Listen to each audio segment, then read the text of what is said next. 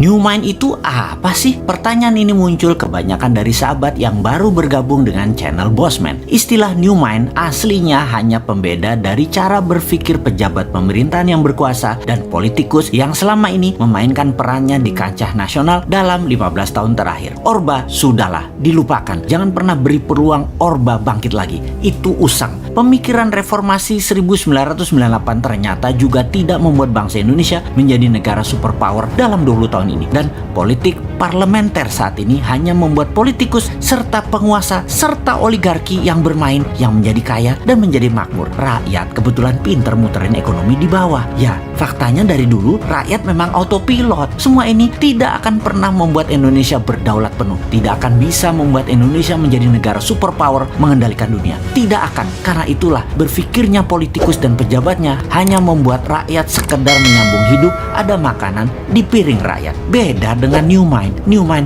punya rencana besar, membuat Indonesia menjadi negara pemenang, bangsa yang disegani dan menjadi negara superpower. Menjadi negara superpower itu harus dilepas dari pemikiran pertama adalah hutang dari negara lain untuk kebutuhan rutin pemerintahan yang tidak produktif serta bergantung pada mata uang asing. Ini harus hilang. Jadi untuk sekian kalinya kita uraikan apa itu New Mind dalam Mardigu Nation. Mardigu Nation adalah cara bernegara New Mind. Kita jelaskan ada 3 wilayah cara ekonomi bernegara. Kita belah 4 cara melihatnya. Kiri adalah sosialis, kanan adalah kapitalis, atas dan bawah sekarang. Atas ada elitis, bawah akar rumput. Dibagi 4 ya. Dan dalam 3 wilayah ekonomi, kiri atas adalah sosialis elitis, kanan atas adalah kapitalis elitis. Lalu yang di bawah atau bottom of pyramid disebut akar rumput. Kaum New Mind menomorsatukan akar rumput, menomorsatukan bottom of pyramid, menomorsatukan buruh,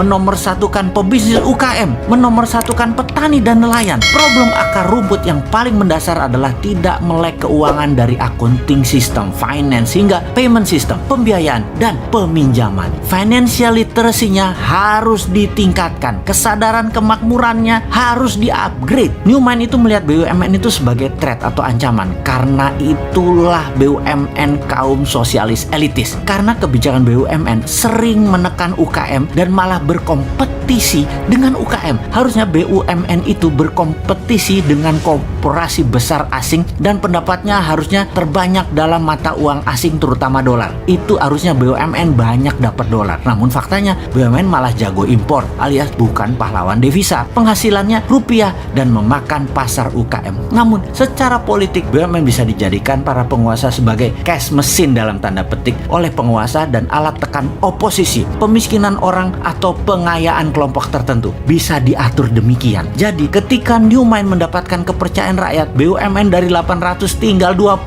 kali. Yang kedua, terlihat New Mind itu anti oligarki atau kapitalis elitis kanan atas. Benar, saat ini sejak Orde Baru hingga sekarang oligarki berkuasa penuh. Bahkan pembiayaan seperti bank, uangnya terbanyak ke mereka. Untuk kaum kapitalis elitis, untuk para oligarki, dananya diambil dari akar rumput. Uangnya buat elitis, buat kanan atas, juga buat kiri atas. Sementara akar rumput kalau meminjam bunganya besar, harus ada jaminan. Jaminannya bisa 2 kali lipat dari nilai pinjaman. Lalu lama lagi keluarnya. Sistem old mind selama 7 presiden tidak membuat Indonesia menjadi negara superpower. Mana hasilnya? Bahkan minta 3 kali kesempatan berkuasa lagi. Mana hasilnya? Lalu yang herannya oposisi tidak juga jenius solusi ke depannya. Jadi baik incumbent, partai dan kelompok pendukung incumbent dan oposisi tidak akan menghasilkan Indonesia sebagai negara berdaulat. Kalau kayak gini melihatnya, semua mendem. Old mind tidak akan paham perang dagang, perang ekonomi, perang biologi yang sedang dimainkan globalis dan dimainkan oleh non-state aktor tersebut. Kemudian climate warfare yang akan dimainkan globalis selanjutnya, mana ngerti sampean. Juga sisi perang Tiongkok Amerika versi 2.0 yang baru lagi yang akan dimainkan, seperti harga komoditi dunia dimainkan. Old mind bakal gagap aja. New Mind harus ambil kesempatan di masa pemilihan raya ke depan, karena yakinlah, karena mereka semua tidak paham para old mind tersebut. Action old gold mine akan menambah hutang dari 6.000 triliun saat ini di akhir jabatan 2024, garansi 10.000 triliun, garansi, nggak usah dianalisa itu mah, yang akan membelenggu Indonesia dalam jangka panjang. Untuk bayar hutang aja kita harus ngutang, bisa-bisa jadi fail state kalau gayanya begini, negara gagal kita. Anggap saja bunganya 5% setahun dalam dolar lagi, maka 6.000 triliun bunganya itu 300 triliun setahun. Bayangkan,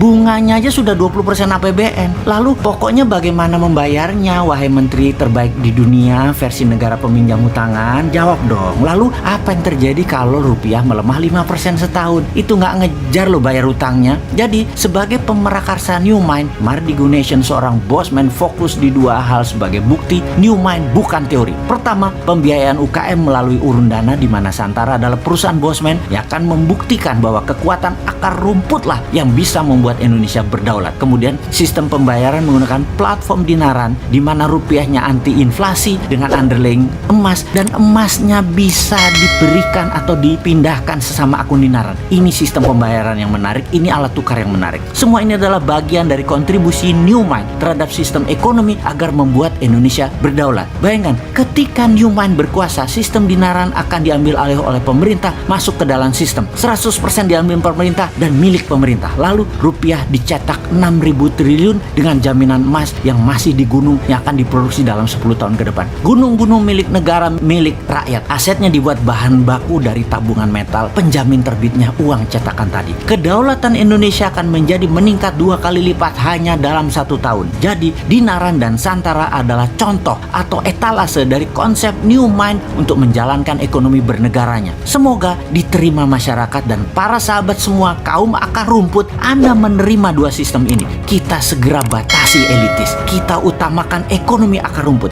Jangan dibalik, akar rumput dibatasi, elitis dibebaskan. Gimana sih kalian ini bernegaranya? Tempe bener sih.